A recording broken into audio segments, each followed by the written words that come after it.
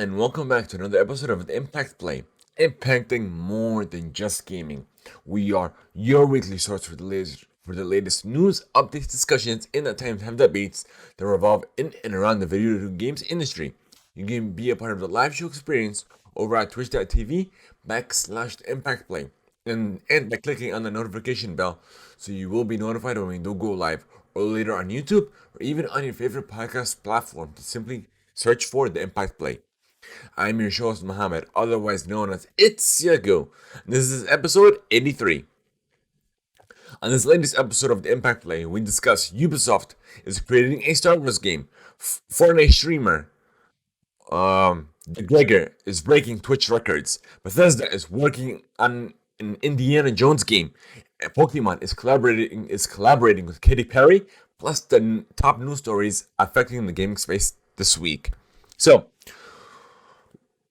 before we get into the news side of things, we always start with our first segment of the show, where we discuss what we have been playing, what we have been enjoying, what are we looking forward to, and simply anything goes in this segment, even if it doesn't directly revolve around video games. So, without further ado, the games that have been on this week are Gears 5, the new Hivebuster DLC, Dragon Quest 11, if I'm not mistaken, the new Dragon Quest game on Game Pass, Assassin's Creed Valhalla, I've been on and off, and Fortnite.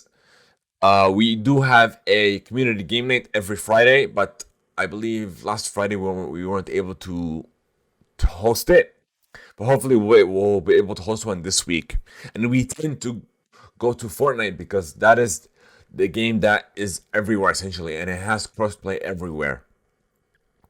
I know Warzone is, but not as um it's not on every platform compared to Fortnite. Fortnite's on mobile, on the Nintendo Switch, on Android. That's why I prefer playing games that way with our community. So if you want to participate, go ahead and click on the Discord tab below, or simply uh, enter exclamation Discord in Twitch chat now. So the games that I am looking forward to that are coming out later on this month are Hitman 3 from IO Interactive and the Medium from the Blooper team. I've seen the trailers for the Medium, and this looks super interesting. It kind of reminds me of what's that like horror game I played earlier, not too long ago. Uh, Darn it! Hold on, I know I have it here. Let me check if I have it on the Epic Store, my Epic library, or is it on a different library, on a different launcher? Let's see. No, I think it's here. Alan Wake. That's the one. Yeah, it was here. Like once I played that game, I'm like, what the hell is all this? So I feel like this is my type of game. Like, and you can easily switch between world and so on and so forth. But it looks great. And as soon as the medium launches, I'll play that day one. And Hitman 3, uh, let me see when does that launch? I wanna get the launch date exactly.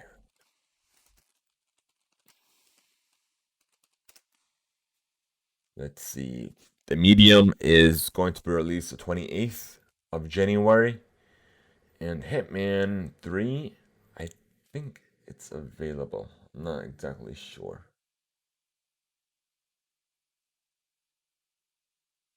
Let me see.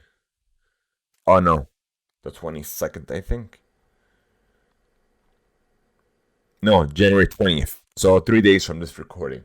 So these are literally coming out like this week. Both these both these games essentially. Like within so by next week, both of these games should be out. I feel like the medium is gonna definitely catch my eye because I feel like if I hop in to Hitman 3, I won't be able to play the medium one once it launches. 'Cause I'm gonna be invested in that game, so I'm gonna wait until I play the medium, and then of course I'll play Hitman. And we're gonna discuss more Hitman news later on in the news segment, because we do have a couple of news stories in regards to that game. And that's essentially it. But I guess we'll move on to the news side of things. All right, let's see. Where are you? News, news, news. Found you. All right, let's see.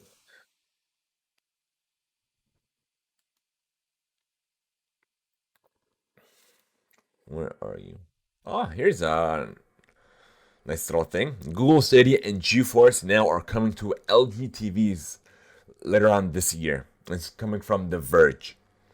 LG has announced that it's bringing two of the leading game cloud gaming services, Google Stadia and Nvidia's GeForce Now, to its newest TVs later on this year. Stadia is expected to be available in the second half of the year after the 2020 lineup of OLED, QNED, and NanoCell TVs start shipping, with GeForce Now coming sometime later. The news signifies a continued expansion for both services. Google has promised that Stadia will come to Google TV, including the latest Chromecast, in the first half of 2021. Last week, Sony announced its 2020 lineup TVs that will all run Google TV, so it's safe to assume that they'll have Google Stadia as well.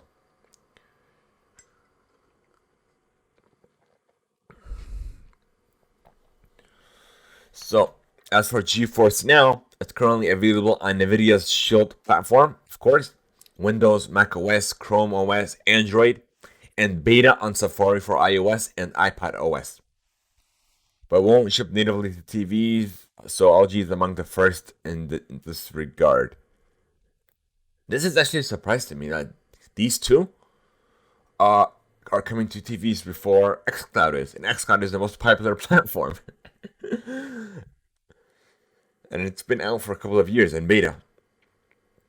But for some reason, these are going to be on LGTV. So it looks like they're working on something as well. Because I talked about this last year in regards to xCloud when there was rumors going on about some sort of HDMI stick or like a Fire Stick type device that plugs into your TV.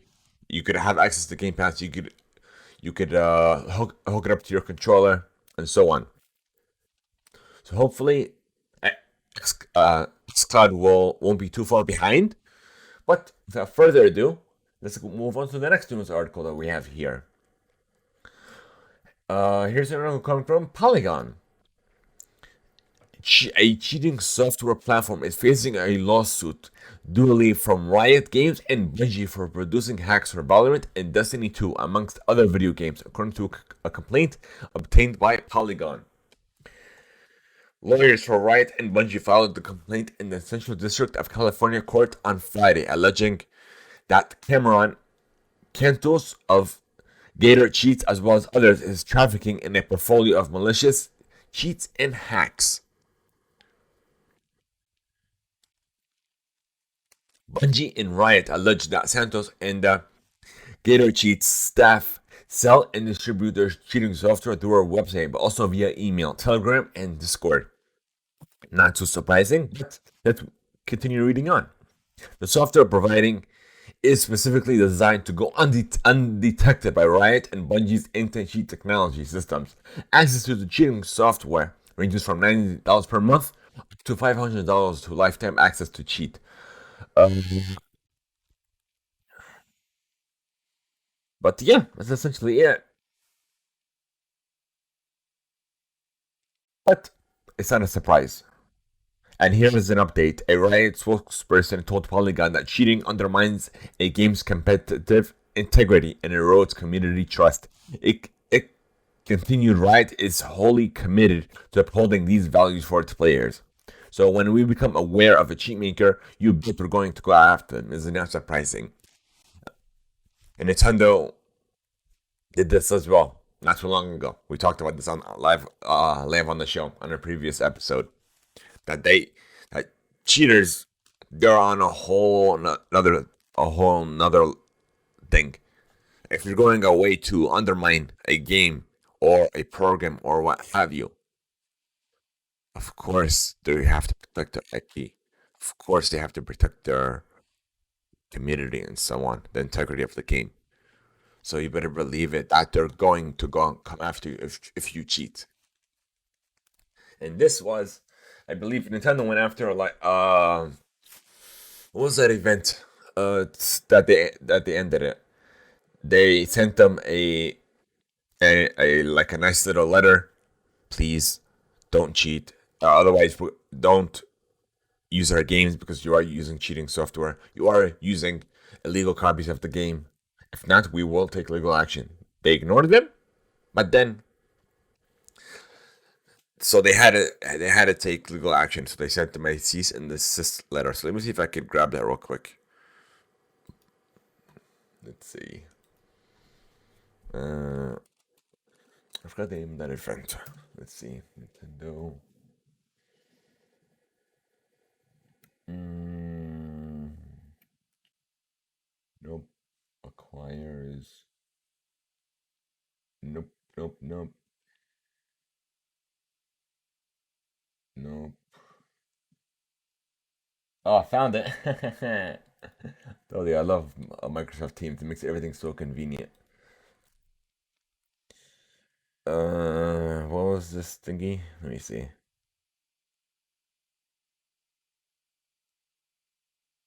Oh no, this wasn't it. This was about somebody that made custom Joy-Con covers for the Switch, and it was the charity thing. So they sent her a cease and desist letter as well. That wasn't it. Osaka. Let's see. Move this over like this. Oh, I found it. It was a Smash Brothers tournament. Let's see. Uh, I believe it's one of those famous tournaments as well. Well, one of the well-known ones. Smash Bros. Melee. I think that's what it's called. Hold on. Let me read this article real quick. Let me skim through it.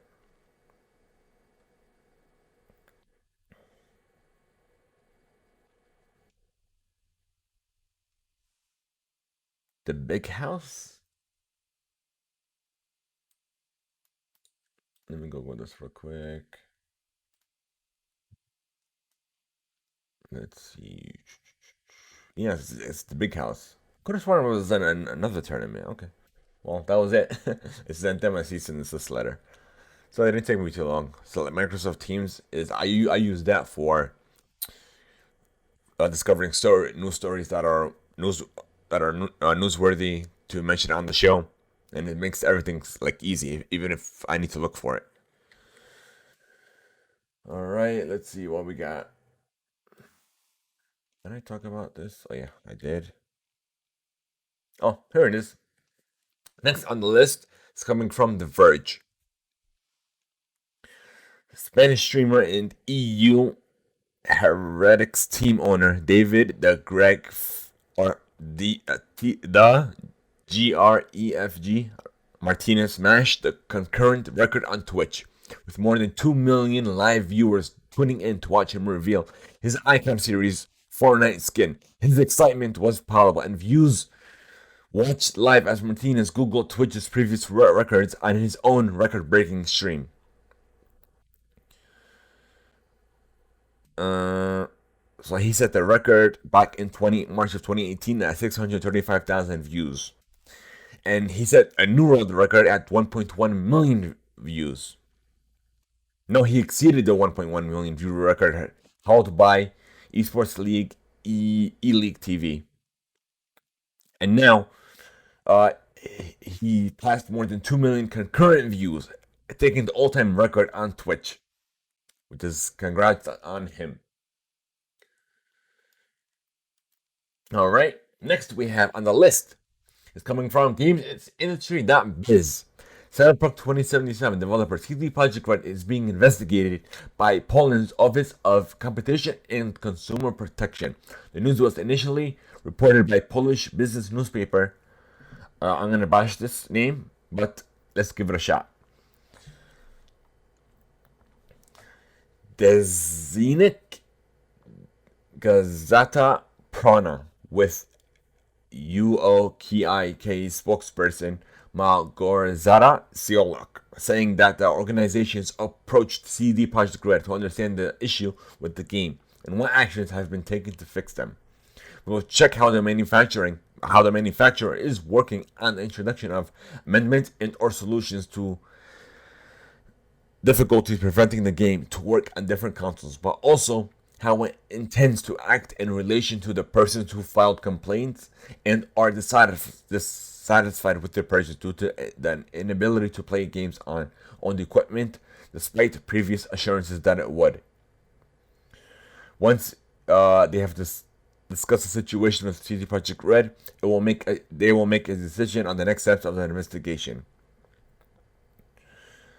Uh, but we've talked about Cyberpunk 2077 before. What I believe is what they did. They took this route. They took a similar route with The Witcher 3, which was the most beloved game of its time. But they felt like they could do the same. They could go the same path with Cyberpunk 2077, but it's playable on older consoles. But your experience will be degraded heavily if you were to play that game. That's why I've put this on my backlog as well they make it until they make the experience much more enjoyable, much more playable on these older consoles. Or more than likely, what's gonna happen is I'm gonna have my Series X before then, and I'll just play it on there. But they felt like they could release the game as is, and then hopefully they'll be able to patch it as soon as possible so it could be more playable, and people will have a much more better experience with their game. Because they took, like I said, they took a similar route with The Witcher, and they felt like they could take that same route with Cyberpunk, even though it's a much larger world, more in depth world than The Witcher was. But I feel like they took that route. But we're gonna get into more Cyberpunk news as well. This isn't the first.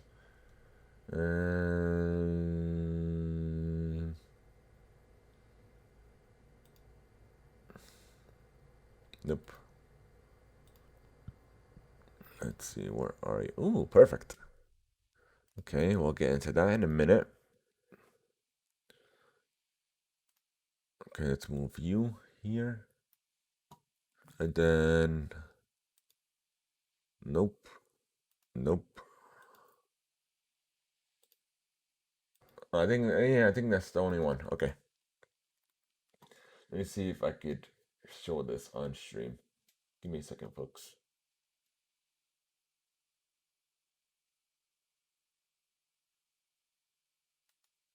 Okay, that works. Uh,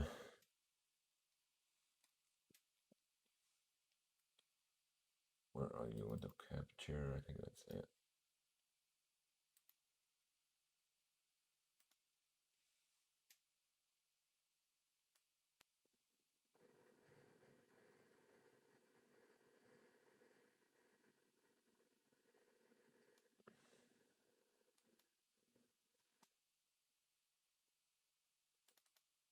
Oops, sorry about that. I'm not used to this being a one-man show for production and streaming and so on. So here we go. How do I make this? Hold on. Let me go to Cyberpunk. Oh wow, Twitter degrades the video. Okay, let me see if I could go to YouTube and get it. Give me a second. Cyberpunk 2077.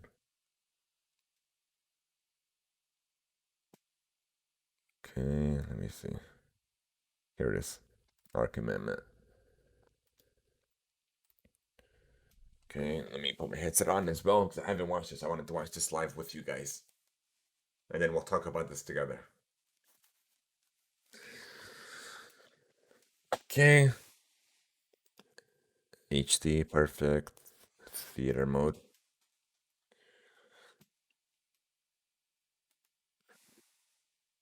How come I can't hear it?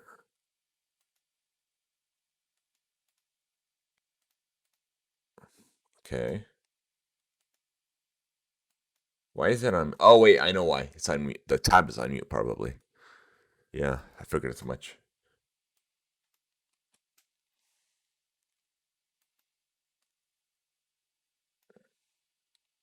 Why is it not playing? Oh wait, hold on. Nope. Okay, hold on. Something's not right. Game. My name is Marcin There we go. Nowinski and I'm the co-founder of CD Projekt. When I started CD Projekt 25 years ago, one of its founding principles was honest and direct communication with gamers. When CD Projekt Red, the game development part of CD Projekt, was born, it added something important to that principle, the ambition to make the best games in the world. It became our mission and something that guided us up until now. Based on that legacy of genuine and honest communication, you've trusted us and pre-ordered our game. And despite good reviews on PC, the console version of Cyberpunk 2077 did not meet the quality standard we wanted it to meet. I and the entire leadership team are deeply sorry for this, and this video is me publicly owning up to that. Please don't fault any of our teams for what happened. They all are incredibly talented and hardworking. Myself and the board are the final decision makers, and it was our call to release the game. Although, believe me, we never ever intended for anything like this to happen. I assure you that we'll do our best to regain your trust. Now I'd like to tell you how the situation looked like from the inside. Cyberpunk 2077 is huge in scope. And I'm not only talking about quests or things you see at first glance. I'm talking about a multitude of custom objects, interacting systems, and mechanics. In the game, everything is not stretched out over flat terrain where we can make things less taxing hardware-wise, but condensed in one big city and in a relatively loading-free environment.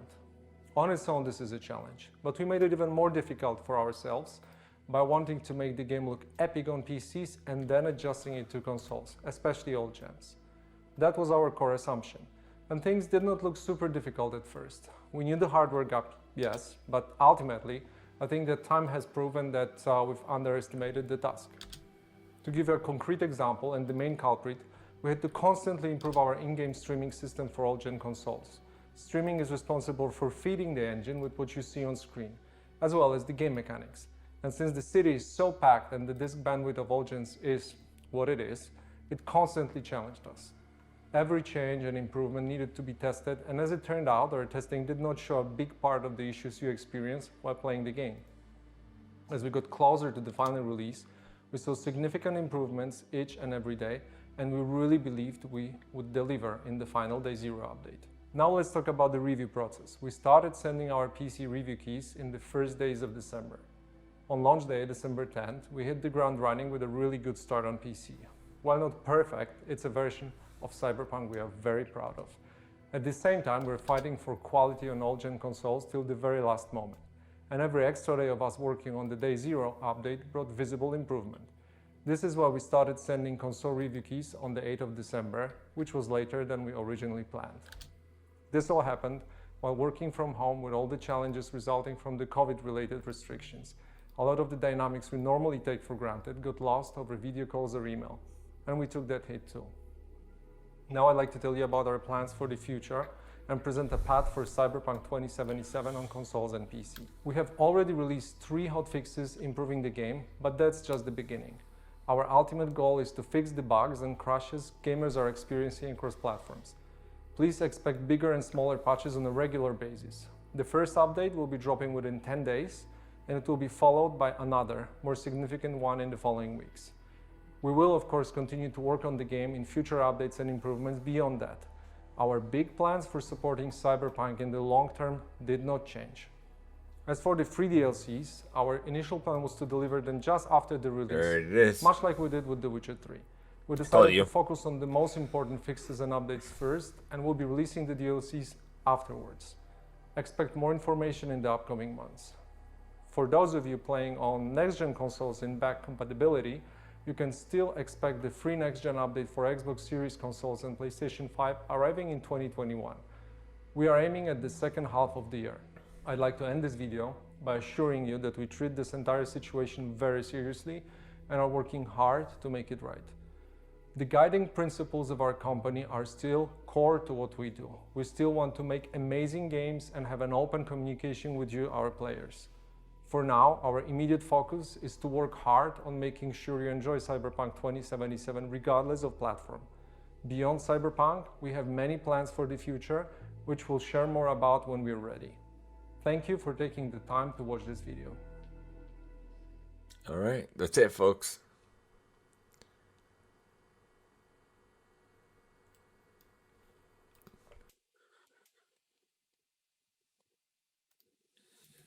So, my thoughts as an apology letter. It was, like I said before, this was on leadership because they only pushed the PC onto the PC version of the game literally less than a week before launch of the game to people of the industry, people in media, so they could play test the game. And plus, on top of that, I believe that they weren't even allowed to use their own gameplay footage. They had to use Cyberpunk's dedicated game footage instead of using their own. That's two. The third, they didn't release any console keys at all. So what does that tell us? And I've talked about this literally before. That they knew that there was an issue with consoles. I'm sure that they knew because they do quality testing for games on a daily, constant basis. So this isn't much of a surprise. Like I said, they wanted to push it out there because they've delayed this long enough. Because even if they would have delayed this game even further, people would have been all up in arms about the delay. But I've said this before: a delay is nothing if the game is up to par. If it's not up like at its highest fidelity that it can be. People complain about delays, what have you. If the game isn't up to speed, what's the point for releasing the game just to make these vocal minority happy? No, take your sweet time with it with the game. No matter how many delays you have to put out there, make sure the game's up and running before it's released. And that's why Halo Infinite was released an entire year, not a couple of months, not a week, an entire year until 2022 because they knew it wasn't ready. They've gotten feedback from the community and they decided, no, we need to make not just a few light changes. We have to make some heavy adjustments to this game so it's up to speed, so it's up to the quality that the community wants and that we had it to. But they were aware of this. It's like I said, it was on leadership that wanted to push this game out.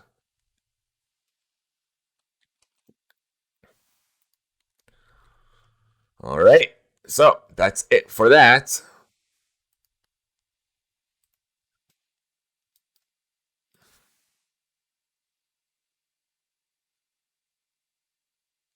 Let's see what do we got.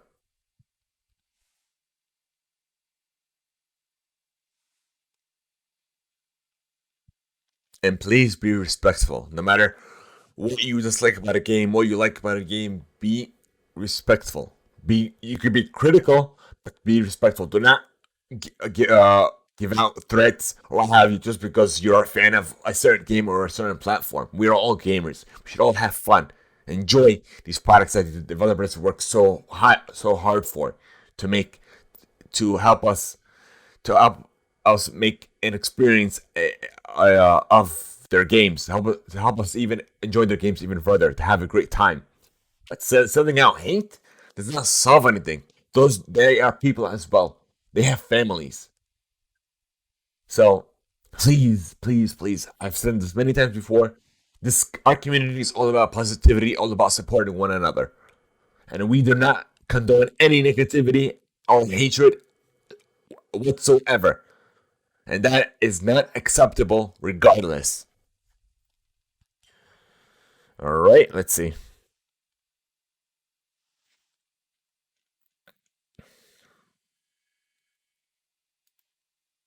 Oh yeah, forgot about this. Let's see. Pokemon is collaborating with Katy Perry for its 25th anniversary. This is coming from Games Radar.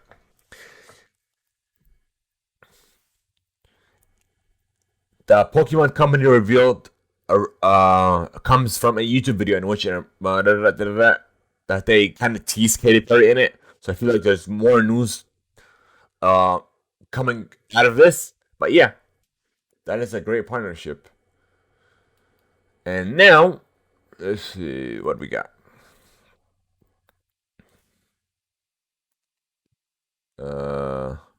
Found it. Let's see, what's this? Hogwarts Legacy is delayed until 2022. WB Games' upcoming open world Harry Potter game, Hogwarts Legacy, has been pushed back to 2022.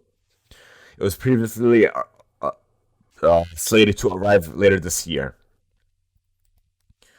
And here's a tweet coming from their official Twitter account.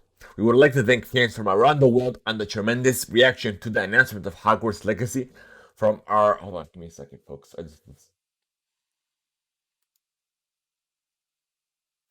feel like this is better to show you guys what I'm reading so you can read along if you so choose.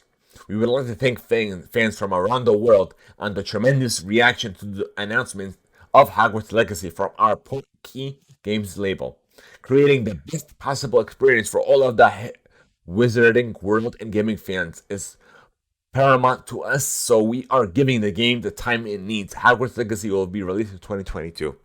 Like I said, take all the time you need. As long as the game is up to speed, up to the quality that we all adhere to, take as much time as you need to give us a tremendous in-game quality experience.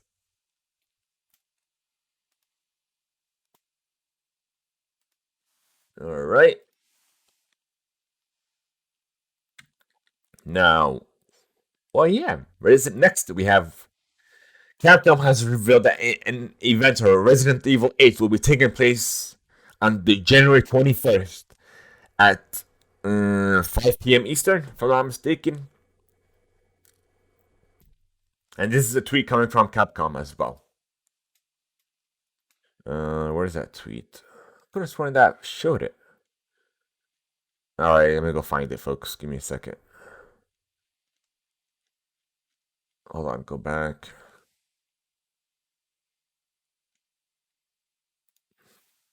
No, not what I want. Alright, might as well show you guys the article. Okay, where's window? Transition.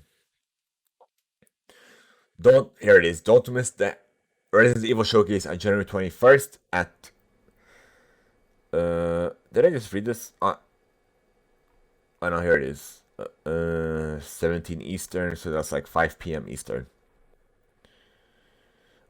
Join Brittany Bacher, aka Blonde Nerd, from What's Good Games, on a guided tour of Resident Evil Village, including a new trailer, first ever gameplay, and lots more Resident Evil news. Oh wait, this has music, so that might be flagged on YouTube. So I guess we'll view this later on.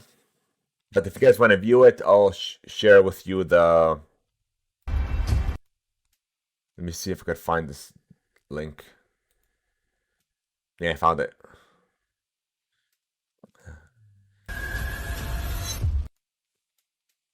I'll do it without music. The first to react to a new trailer and gameplay walkthrough for Resident Evil Village and more news related to the Resident Evil franchise. I cannot wait, and I will see you soon. There you go. So if you guys are interested of the Resident Evil franchise, be sure to tune in. I have no idea where, but just follow their social media, their Twitch, and so on. But congratulations to Brittany, who well deserved, because she is a humongous Resident Evil fan, and the host of, I'm sorry, one of the co-hosts of What's Good Games.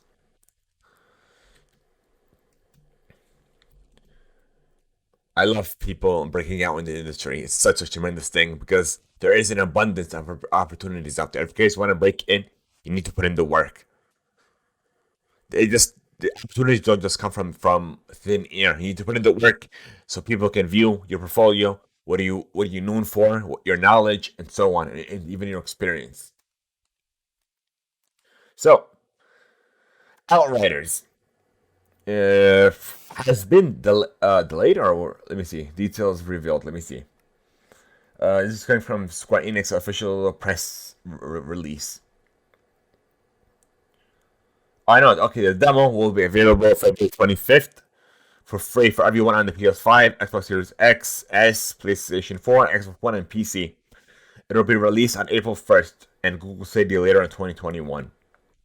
So it's just PC features are detailed. That's all it is. Outriders features an extensive suite of advanced display options for players to tweak their setup to get the most out of their PC, along with support for 13 languages, UI customization options, full crossplay across all platforms, which is great.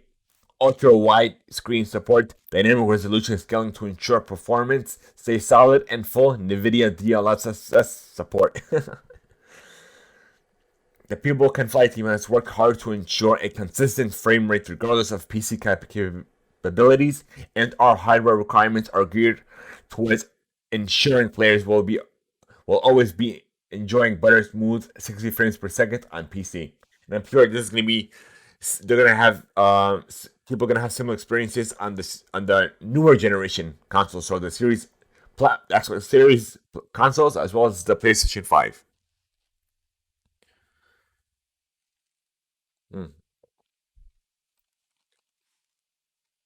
All right, next we have the opening of the Super Nintendo World Amusement Park has been delayed indefinitely while Japan continues to battle the coronavirus pandemic. This isn't a surprise whatsoever because they said earlier, I believe in December, that they were planning on doing an opening on February to be open to the public. Come on, we're in a brand new world with a pandemic that's going on. So no matter what plans you have or goals you have, don't just say we're gonna open this month or this day. Say we plan to be open hopefully by February. That looks better than just saying we're going to be open on February and then you send out this saying, oh no, COVID, da da da da da. We know that. Nothing, even if we weren't in a pandemic, still anything can happen. Nothing is set in stone.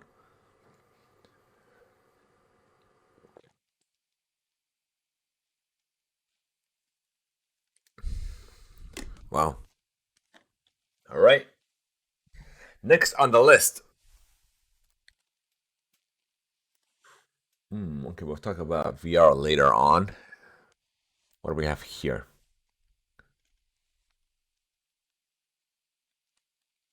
I guess not. That's VR. That's VR. I guess a lot of people are going to be excited for this. Pokemon Snap now finally has a release date. Give me a second. Let it load.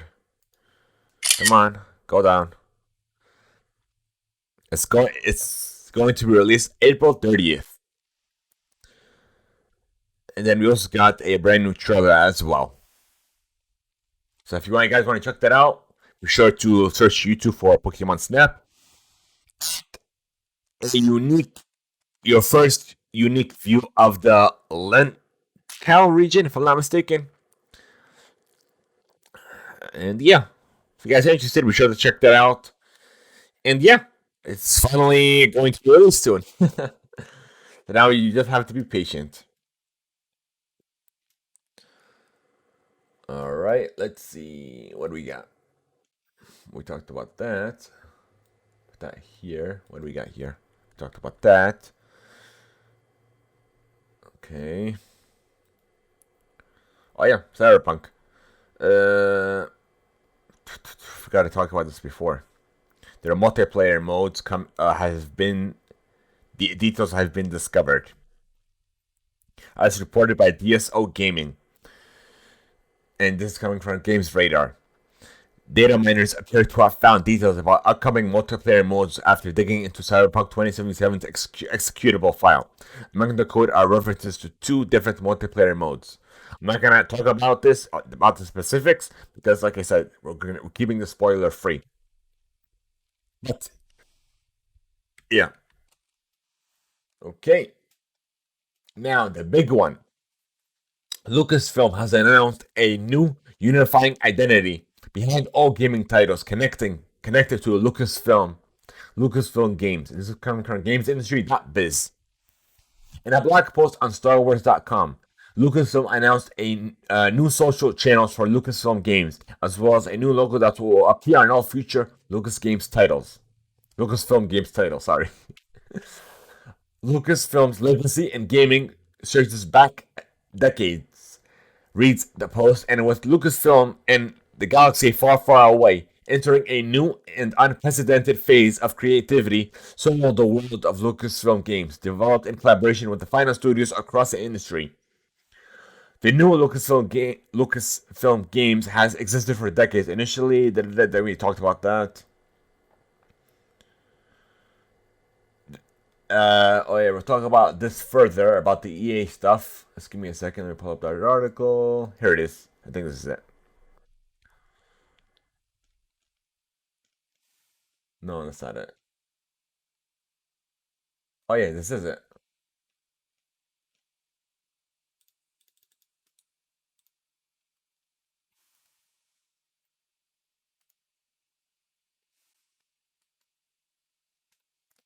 Okay. Here's an article coming from The Wired. Lucasfilm Games. I'm always gonna get that confused. Lucasfilm Games announced that it's entering a new partnership with Ubisoft to create an open-world Star Wars game. The title will be developed by Ubisoft Massive Entertainment, making the first time that a company outside of EA has produced a Star Wars game since Disney acquired Lucasfilm back in 2012, ending nearly 8 years of exclusivity. Alone in the works is a new Indiana Jones game to be developed by Bethesda Game Studios, a newcomer to Lucasfilms and Disney's properties. Let's start with Star Wars development. By this new title is still very early. Massive is still recruiting for the project, even so. Of course, details are scarce. It's just like that they're working on the game that just broke out in its entirety. And this announcement followed the news that Lucasfilm Games is partnering with Bethesda to create an Indiana Jones title, the first non-Star Wars AAA game outside of Lucasfilm in years. The move marks a seismic shift for the Lucasfilm's approach to gaming, widening the tent for developers that want to create games using Lucasfilm franchising, particularly in the Star Wars universe. EA had the license for 10 years now, and the license, I believe, will expire in 2023. Let's see. Here is an announcement, I believe. The Star Wars Galaxy is an amazing source of motivation for our team to innovate and push the boundaries of our medium, building new worlds, characters, and stories that will become lasting parts of the Star Wars lore. It's an incredible opportunity for us, and we are excited to have our Ubisoft Massive Studio working closely with Lucasfilm Games to create an original Star Wars adventure that is different from anything that has ever been done before. Yeah, this came from Ubisoft. What I feel like what they're doing is they're opening the Star Wars IP to pretty much anyone that wants to create a game for it, that wants to license out their game and create a tremendous experience. So what I feel like what's going on is that EA didn't do this universe justice, because they've been in control of the exclusive license for over 10 years now, correct? Or less than 10 years, but it's going on. It's going to be 10 years.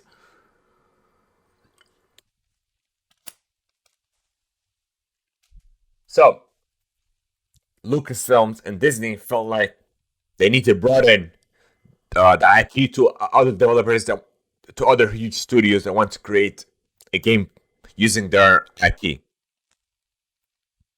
So once they find that perfect studio, they're going to create a partnership or even some sort of agreement or exclusivity with them. Once they find, it's more like a matchmaking type of thing. So until they find the right studio, they're gonna pretty much license this out to whoever wants to make a game for them. Essentially, a Star Wars game. So, and speaking of the Indiana Jones thing, people are speculating that it's going to be an Xbox exclusive, and that's one I'm gonna be taking this as well. That it's going to be an exclusive to Bethesda. This is why you spend $7.5 billion on a studio to have exclusivity to their IPs to bring people over to your platform. So hopefully, we'll see even more Bethesda deals until the reason why we are not seeing anything from Microsoft or Bethesda saying that it is some sort of exclusivity on the Xbox ecosystem is because the deal isn't written in stone just yet.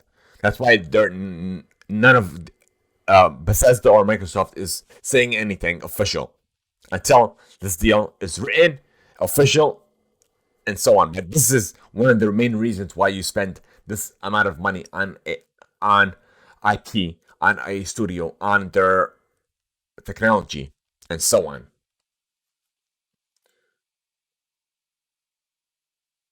So let's see. Next on the list, what do we got? Oh, we talked about the Indiana Jones thing.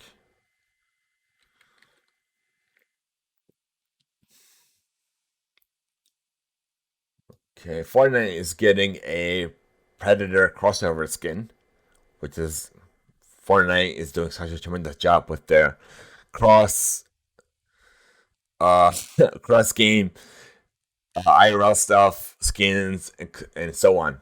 Like Fortnite's the leader in all this, essentially. Let's see what do we got. Twitch and Facebook has seen the best months for viewership uh, in December at 1.7 billion hours and 388 million hours watched, respectively. This is coming from GameIndustry.biz. According to Streams Elements analytic partner Arsenal.gg, Fortnite was the most watched game for the month at 81 million hours, followed by League of Legends at 77 million, World of Warcraft at 76 million, Minecraft at 58 million, and Cyberpunk 2077 at 53 million. In total, Twitch reached 17 billion hours watched for the full year of 2020, up 83% from 90 billion hours back in 2018. Facebook gaming, meanwhile, saw a 3.59 billion hours watched in 2020, up 166% from 1.35 billion back in 2019. And I said this before, live streaming platforms are going to watch amongst everyone. We're in a pandemic now, and that's why these hours are up even further. But once the views are up, it's gonna bring more awareness to live streaming platforms. But I feel like these numbers won't decrease heavily, but they'll stay at an average amount that are not as close to this amount, but the numbers will still be high regardless.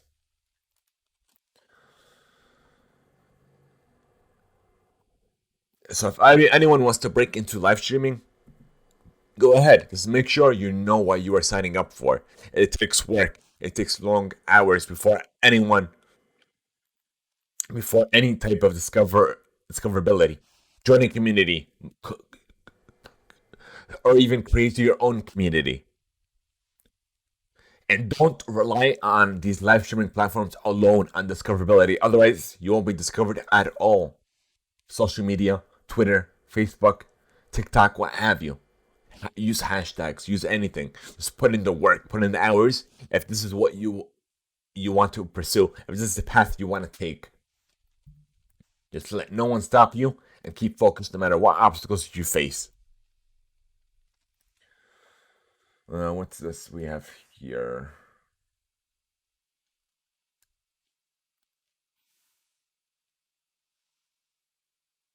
Let's see.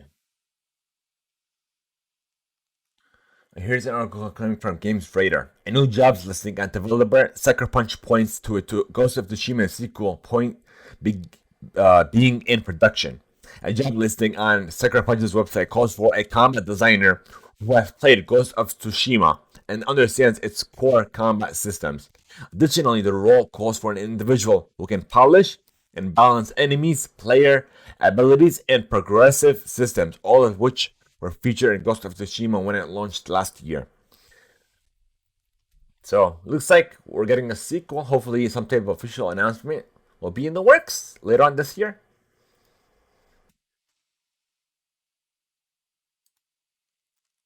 Let's see. Nintendo is celebrating its 35th anniversary of Super Mario Bros. With a limited edition colorway of the Switch and its accompanying accessories, Mario Red and Blue. This is coming from Hypebeast.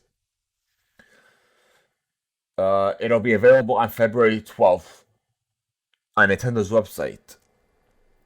Guys, are you interested in purchasing this? Be sure to check out Nintendo.com. Alrighty.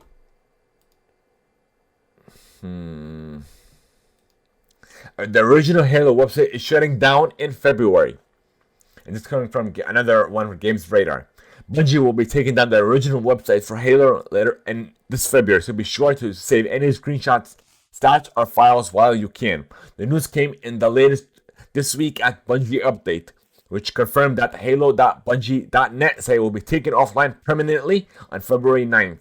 Almost 9 years ago, stats and files from my previous franchise Halo stopped getting updated on Bungie.net. The post reads, since then, all stats, files, and other data from Halo 2, Halo 3 ODST, and Halo Reach have live on in remnants at Halo.Bungie.net.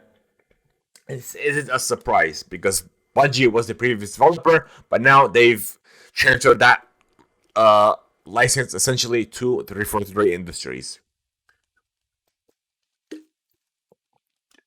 I feel like why this is happening is because Halo Infinite is slated to be released later on this year, in November. And once that happens, there will be a sort of reboot to create a brand new website for stats and so forth. Or it'll be built into the Xbox, your Xbox stats as well. So it'll be either or, but otherwise it'll still be integrated. Nonetheless. So, let's talk about. We have a couple of other news stories before we move on to the VR and AR side of things. We are getting a brand new Series X/S controller in February, and it's a red edition compared to the blue one. So instead of the blue controller, it's red in the front, essentially. And I'm getting this as well. Let me show this so you guys, if you guys want to view it, you can do so. Window capture. I think that's it.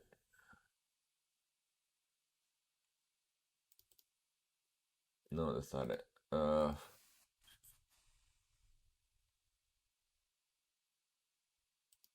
Nope. It's supposed to be this one.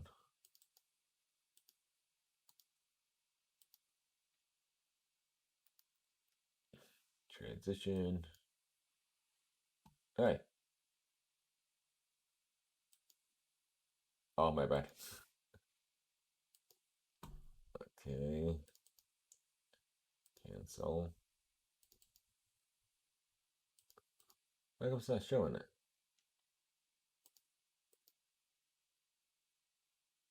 Oh wait, my bad. I see what happened.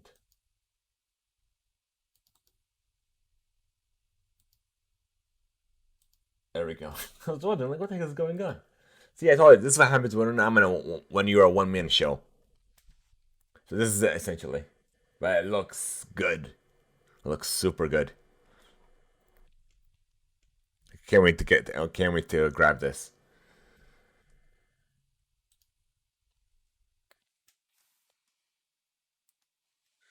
Okay, now let's see what do we got.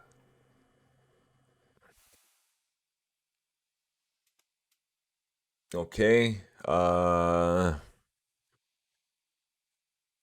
guess we'll talk about Little Nightmares 2. We got our preview. Let's see, and it's going to be released on February 11th on PC, PS4, Xbox One, Switch. Ooh, it's Switch too. Nice. And also, it'll be playable on the PS5 and Xbox Series platforms, backwards compatibility. An update will apparently follow to enhance it for the newer consoles. But yeah, I'm excited for that as well. And I also have the first Little Nightmares as well, because it is available on Xbox Game Pass. No, I think it's available on Xbox Live Gold, Games for Gold. I'll definitely be playing this on live on stream. So next, what do we got?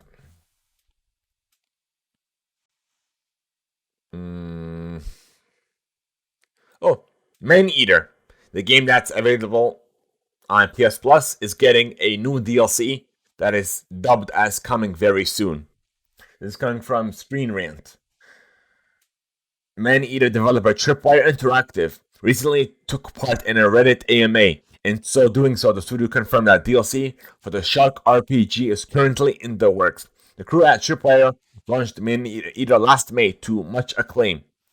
In the many months since then, the title has only grown in popularity. Shortly after the roll of Man Eater's free next generation update and physical release, the title managed to capture headlines once more. For the month of January, it's the PS Plus title for PlayStation 5 owners. And yeah, that's essentially it.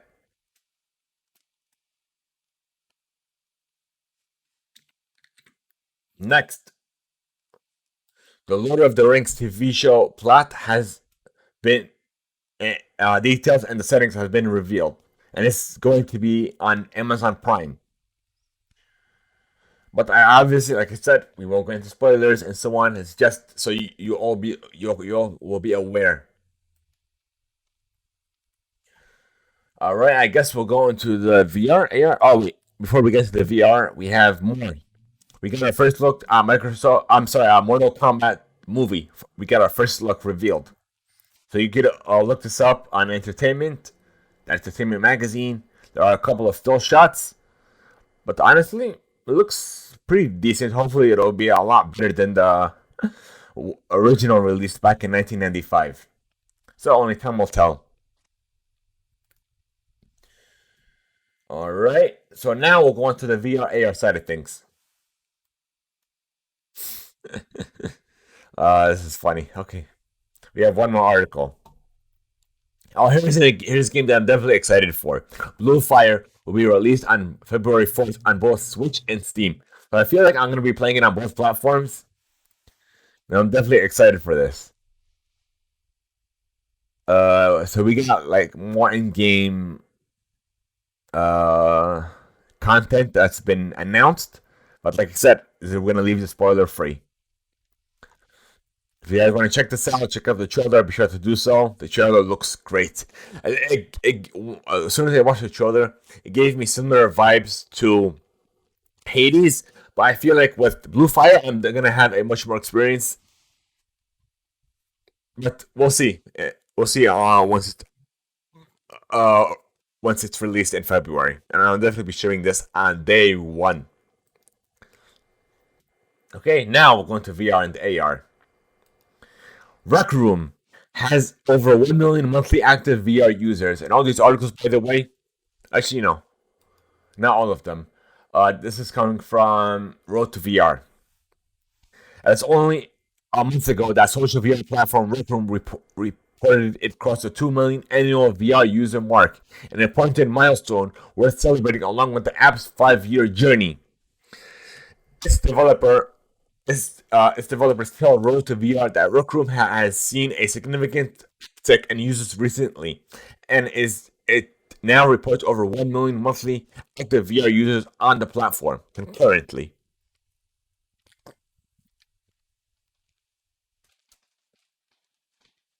Next, on from Road to VR as well. Last year CES, Panasonic unveiled a prototype of a pretty sleek pair of VR glasses. Only a few journalists got a chance to try the prototype then, noting that they were more akin to a VR viewer since they lacked room scale tracking and was primarily used for watching immersive video while it's tethered to a PC. However, at this year's CES 2021, Panasonic showed off a new and improved version of the device, which packs in some pretty intriguing specs alongside the new addition of optical 6DoF tracking.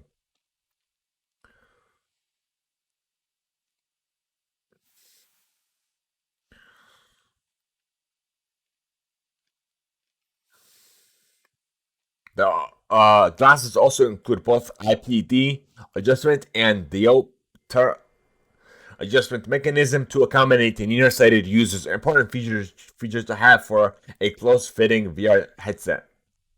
So that's why I'm reading these articles, because this is blurring the lines where I want VR to be. Instead of having a full-fledged headset on you, people, companies and developers are working on glasses that are giving you a much similar experience. Next, Oculus Quest 2 is getting multi-user account and app sharing next month. It's coming from Road to VR once again. Facebook announced that its long-awaited support for multi-user accounts and device-specific app sharing is heading to the Oculus Quest 2 starting next month. The company said in a blog post, it will let you add up to 3 secondary accounts to a single device. App sharing will additionally give primary account holders the ability to share the library of apps between those secondary local profiles.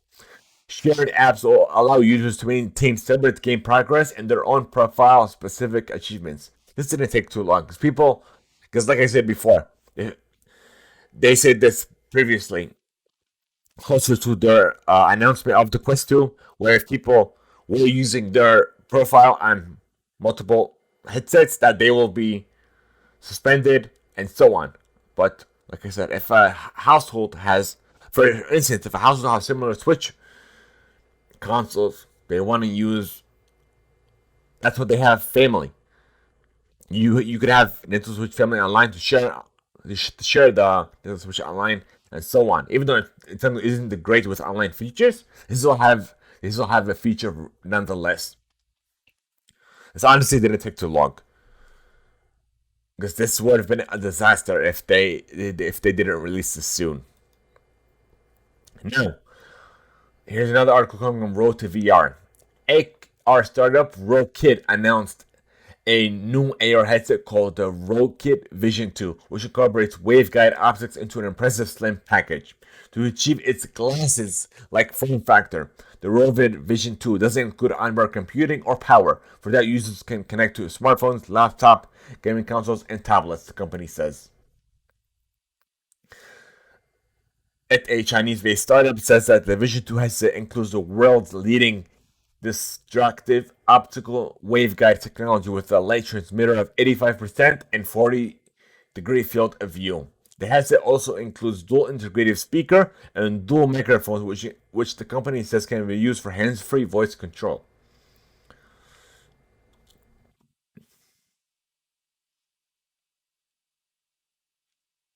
But we're not going to go into the specs side of things, of course. But yeah, it's nice to know.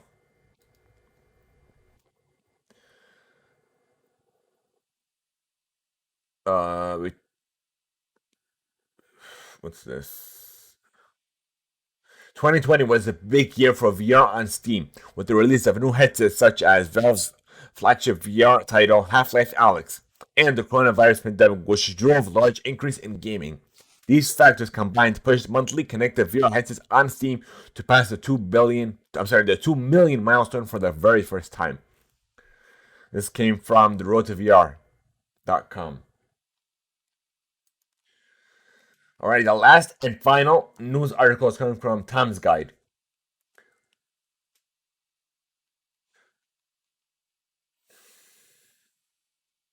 Oh wait, we already talked about this. Sorry, folks. It was just a duplicate article about the Oculus Quest upcoming features in February. And let's see if we have any breaking news stories that we could discuss or anything that we may have missed. Ooh, here's something that just came out 5 minutes ago from Xbox News. Creator and director of Dead or Alive and Ninja Gaiden. I'm gonna batch your name, but let me show this on stream. What's this guy's name? Tamanobu Tagaki. I established my own company at Tagaki Games, which is not Tecmo nor Valhalla. I knew Microsoft is so aggressive. If they reach out to me, it will be an honor for me. But yeah.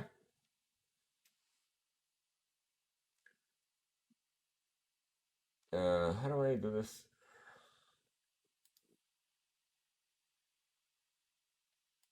No, okay, there we go. I'm starting to get the hang of this now. But yeah, like I said, there is an abundance. If you guys want to break out, do your own thing. I'm happy for you all, no matter who you are.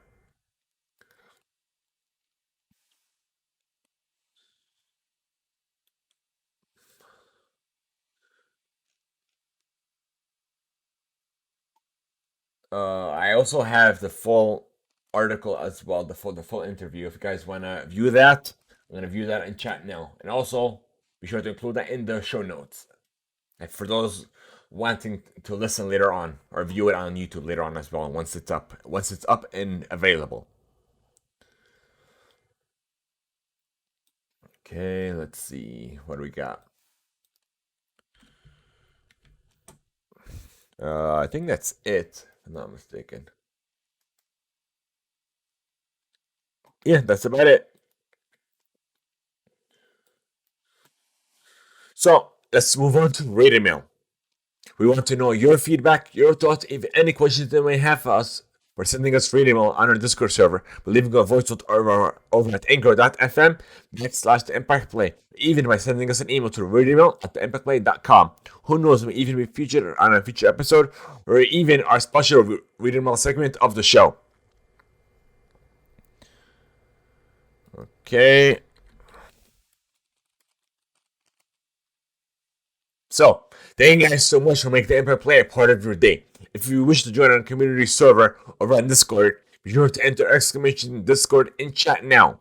If you wish to join, we're trying to unlock subscriptions over on Twitch, and we need your help. Share the channel with your friends, your family, and anyone who you believe would benefit or even have a tremendous time enjoying the show. Leave us a review, even just leave us a review, even just a rating on your favorite platform. Have a great one, folks. Until next time.